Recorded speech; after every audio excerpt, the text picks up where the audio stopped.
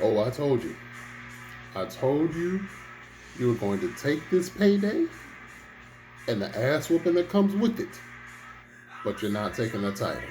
And you're not taking my head spot at the table as the tribal chief.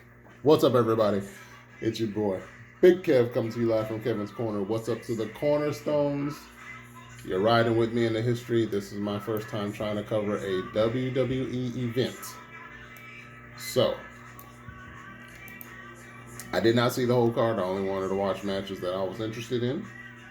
And that was, of course, the Roman Reigns versus Jey Uso main event at the end and the ladder match. So they were actually sandwiched in between the whole show. They started off the show with the ladder match between Jeff Hardy, Sami Zayn, and AJ Styles, triple threat style.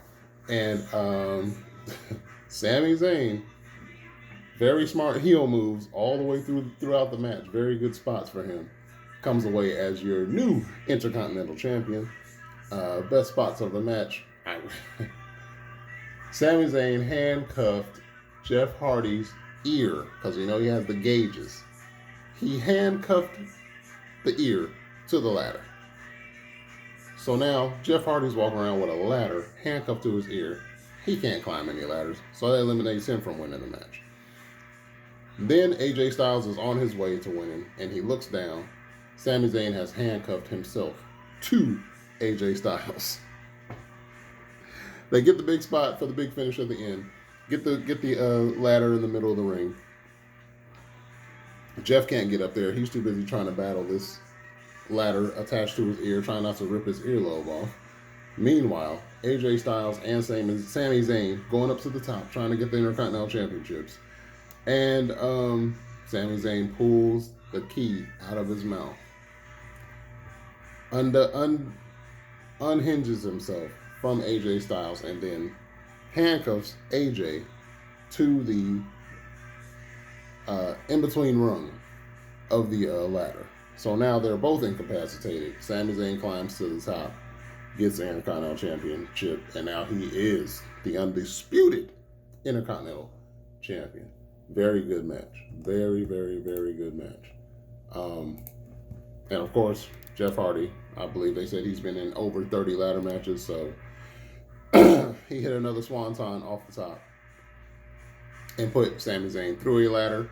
I would not be surprised if tomorrow night, well, actually, they're SmackDown. I would not be surprised Friday night they say that Sami Zayn has broken ribs. Broken ribs, bruised ribs. It was a real rough spot. He pulled it off clean, but I would not be surprised if Sami Zayn got hurt.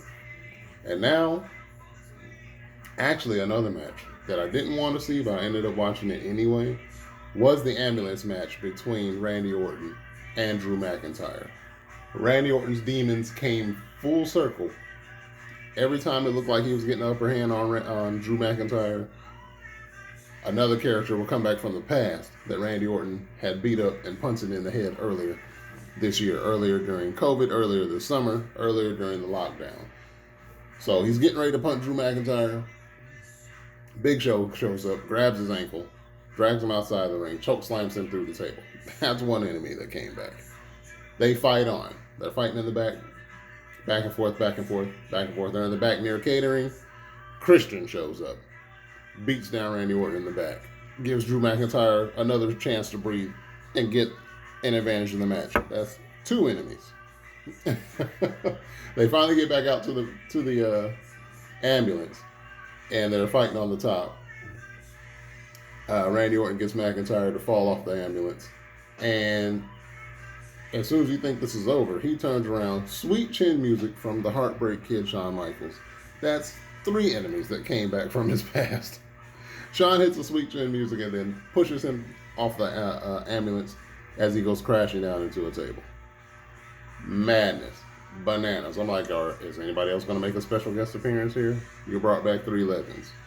Drew McIntyre finally gets him where he wants him, ends up punting Randy Orton in the head, and then throws him into the ambulance for the win. And of course, before the ambulance drives away, they put the camera in the driver's seat, and it's the Nature Boy Ric Flair. Four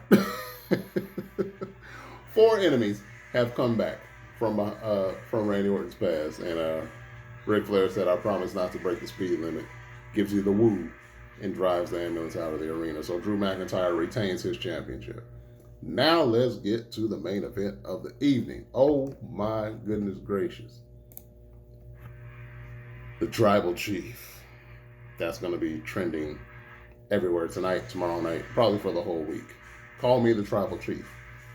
The ladies are going to bed smiling tonight because Roman Reigns came through the curtain completely shirtless. No more vest that everybody was complaining about. Guys were complaining, he has a protective vest. Okay, well, he took the vest off, and now your ladies are now dreaming about him instead of dreaming about you tonight. So you're welcome. 6'4", 265, I think they said he weighed in at. And I remember them saying that he was self-conscious. He wanted to take the vest off a year or so ago, but he ended up having a hernia surgery. So he decided to keep the vest on because he was self-conscious about the scar. I could barely see the scar. Could barely see it. It healed quite nicely. I was like, dude, if I had your physique, I wouldn't own a shirt. So he comes out there, 6'4", 265, against Jey Uso, who's about 6'2", 6'3", maybe. 228, I think he weighed in. And they went at it. I thought this was going to be a lay-down match. There was possible rumors about the finger poke of doom and then forming another stable, but no, they actually let these boys go at it. And the video package before the match to take you all the way back when they were little kids, like WWE didn't even write this story.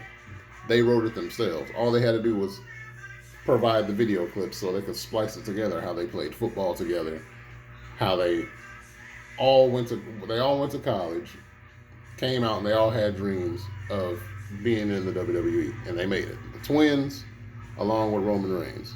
So we get into the match, and it's a lot of jawing. It's a lot of trash talking going on. It was a nice, slow, methodical match that built the story up. Completely awesome match. One of the greatest matches probably during the lockdown. Probably during whole COVID and WWE Thunderdome. One of the best matches, if not the best, during these pay-per-views. And towards the closing end of the match, it got hard hitting. They were landing right hands back and forth. And then Roman just turned into the big dog. He turned into the Tribal Chief. Anything Jey would hit him with, it wasn't working. There was a spot in the match where he hit him with a chop in his chest. And Roman looked at Jey like, for real? A chop. That's what we're doing? And he returned fire with a right hand that leveled Jey Uso so quick. I thought he knocked him out. Another spot in the match, he wanted him to say, he had him beat. He looks at the referee, and the referee says, "Oh, you ready to count to 3? I'm not ready to count to 3 yet." He's going to have to say something to me first. He grabbed him, put his face in the camera, and the heel turn was complete. That's why I got a shirt. Love it that he finally went heel. He said, look into that camera and declare to everybody, this is my WWE, this is my camera, this is my ring. You're going to declare tonight that I'm the Tribal Chief.